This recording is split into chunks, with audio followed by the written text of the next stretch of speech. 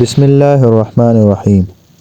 حضرت نعمان بن بشیر رضی اللہ تعالی عنہ بیان کرتے ہیں، رسول اللہ صلی اللہ علیہ وآلہ وسلم نے فرمایا، حلال واضح ہے اور حرام بے واضح ہے، جبکہ ان دونوں کے درمیان کچھ چیزیں مشتبہ ہے، بہت سے لوگوں انہیں نہیں جانتے۔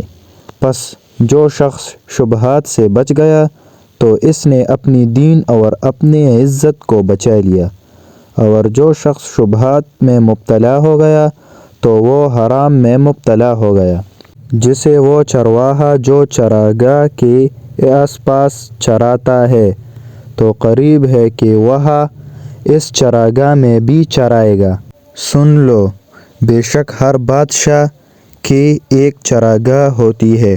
سن لو، بے شک اللہ تعالیٰ کی چراگاہ اس کے حرام کردہ چراگاہ ہے، جس میں ایک لوتھڑا ہے۔ جب وہ درست ہو جاتا ہے تو سارا جسم درست ہو جاتا ہے، اور جب وہ خراب ہو جاتا ہے تو سارا جسم خراب ہو جاتا ہے، اور یاد رکھو وہ دل ہے۔